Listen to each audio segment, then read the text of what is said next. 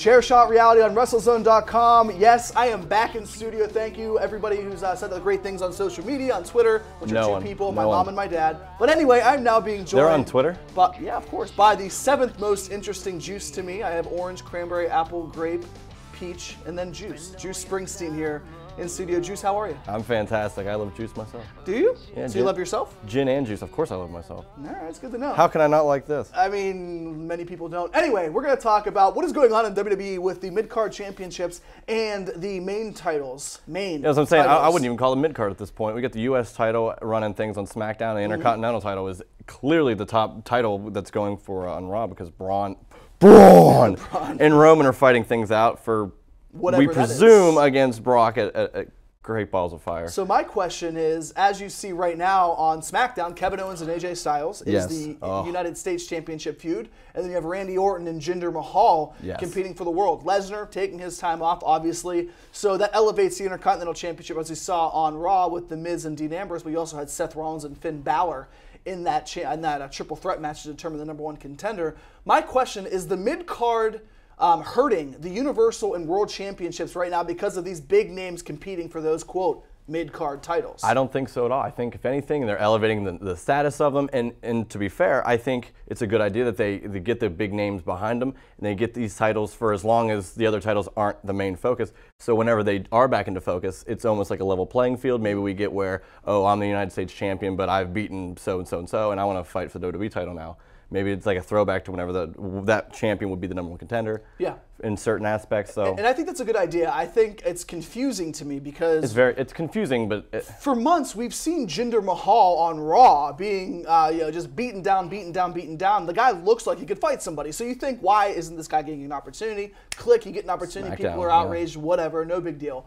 The Kevin Owens and AJ Styles feud is interesting to me because both are former World and Universal Champions. Yep. So now they're competing for the United States Championship. But as you see Randy Orton, I mean, when you put Jinder Mahal in a match with Randy Orton, he immediately becomes important. If you put Jinder Mahal in a United States Championship match, it's okay, maybe it's like a Jack Swagger or a Rusev or whatever these pieces are.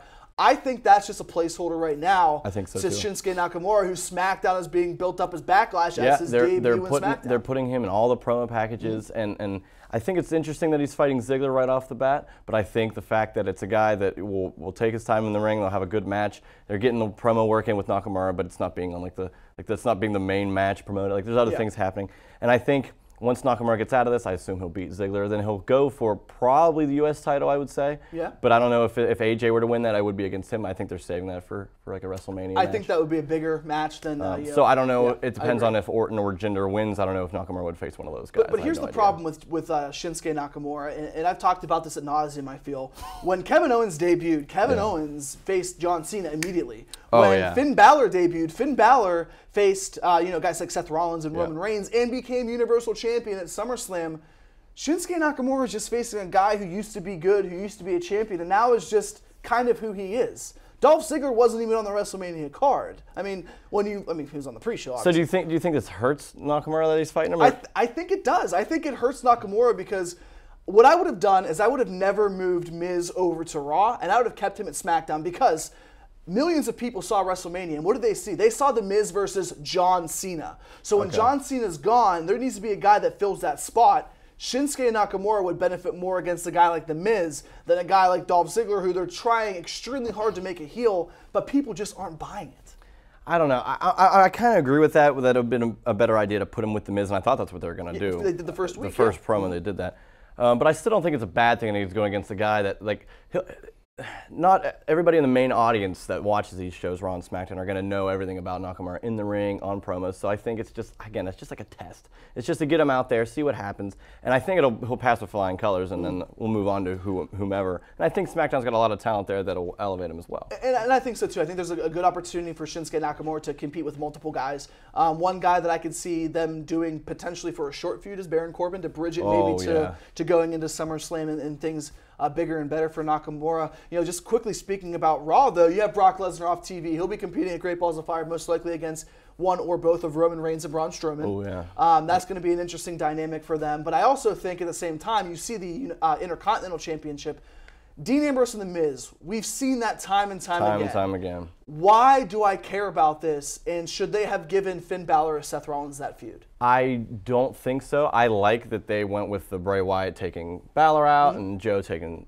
Rollins out. That gets that going for a little bit. And I think ultimately what's going to happen, what I would do, I think what's going to happen is Miz is going to win the title back at some point during the summer. But what I would do is if Miz does win the Intercontinental title back, that means he can be elevated and he can say, you know what, where's Brock? He's not going to fight him, but he can like talk bad about him on the mic. You know, I'm here. I'm the top champion on Raw. And then maybe Ambrose can finally get out of this. I'm a lunatic, but like I'm funny. He's kind of like you. He tries too hard. No, I don't try hard at all.